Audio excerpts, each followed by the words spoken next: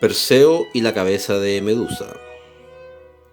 Cuando Zeus se encaprichaba de una doncella, nadie podía evitar que la conquistase. En cierta ocasión quedó prendado de una hermosa muchacha llamada Dánae, y no dudó en llevar a cabo un extraño prodigio para gozar de su amor. Dánae era la hija del rey Acricio de Argos, y vivía aislada del mundo, encerrada en la torre de un palacio. Sucedía que a Acricio le habían profetizado que su destino era morir a manos de un nieto suyo.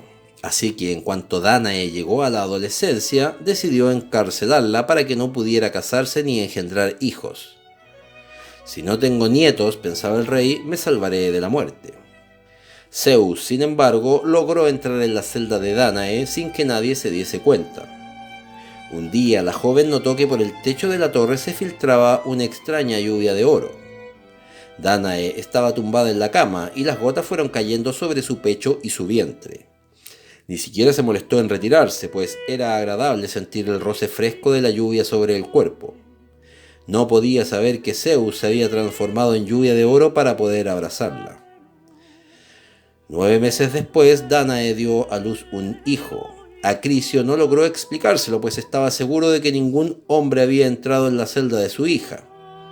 Solo cuando el pequeño Perseo llegó al mundo, empezó a intuir lo que había ocurrido. Aquel niño estaba rodeado por una especie de resplandor, más propio de un dios que de un ser humano, así que Acricio comprendió que su nacimiento tenía que ver con algún prodigio sobrenatural. Este es el nieto que ha de acabar conmigo, pensó con inquietud, y entonces decidió matar al pequeño Perseo para salvar su propia vida. Pero como no se atrevía a darle muerte por sí mismo, decidió embarcar al niño y a su madre en un cajón de madera que luego arrojó al mar. Que los dioses decidan si deben sobrevivir o perecer, pensó Acricio. Para Dánae y Perseo, la primera noche en el mar fue terrorífica. Las olas eran tan fuertes que el cajón parecía a punto de naufragar, y el pequeño Perseo lloraba sin descanso, pues pensaba que el mar estaba lleno de monstruos sanguinarios que querían devorarlo. Lo único que lo aliviaba de su terror era un anillo de diamantes que Dánae llevaba puesto en un dedo y que resplandecía en la oscuridad. Perseo creía que los diamantes eran como diminutos espejos que ahuyentaban a los monstruos. Fue la primera vez que los espejos le ayudaron a sobrevivir. Durante 40 días y 40 noches, Perseo y su madre vagaron sobre el mar a merced de las olas. Por fin, una mañana, las corrientes acercaron el cajón hasta la isla de Céfiros, donde lo encontraron unos pescadores. «¡Mirad!», exclamaron muy asombrados. «Hay una mujer y un niño en el cajón. Llevémoslo ahora mismo ante el rey». En Céfiros mandaba el rey Polidectes, que acogió a los recién llegados en su propio palacio. Allí Perseo creció hasta convertirse en un joven alto, apuesto y con fama de valiente que manejaba la espada a la perfección. Todo fue bien hasta que Polidectes, casi sin darse cuenta, comenzó a desconfiar de Perseo. Un día, mientras lo veía ejercitarse con la espada, empezó a decirse: «Este muchacho se ha ganado el aprecio de todo el mundo en Céfiros y llegará muy lejos en la vida. ¿Quién sabe si algún día se propondrá arrebatarme el trono?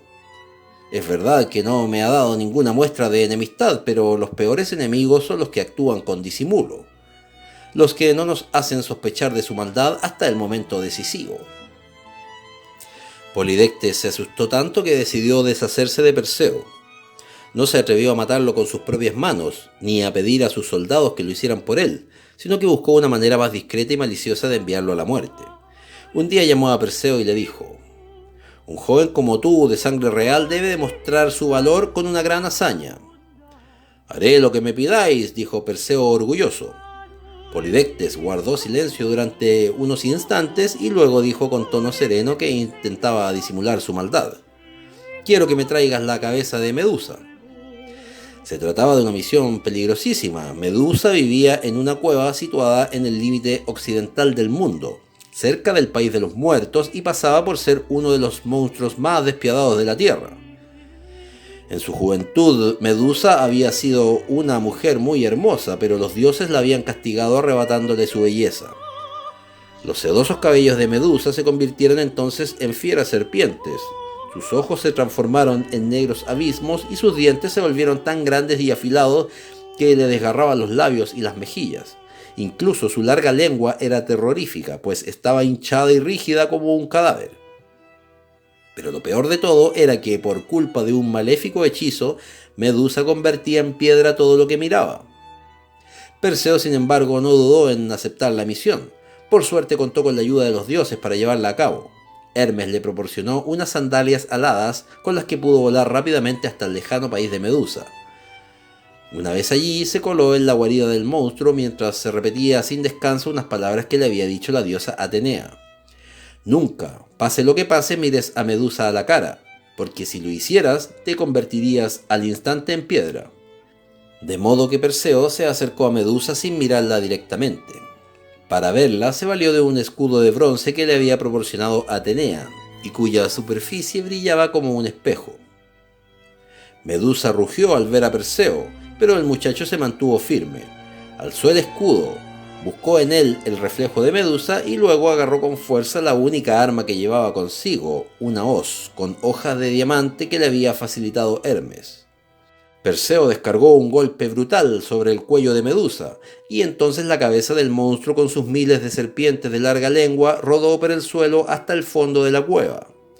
Luego Perseo la recogió con mucho cuidado sin mirarla y la guardó en un zurrón que le había regalado Hermes para que pudiera llevar la cabeza sin peligro hasta Céfiros.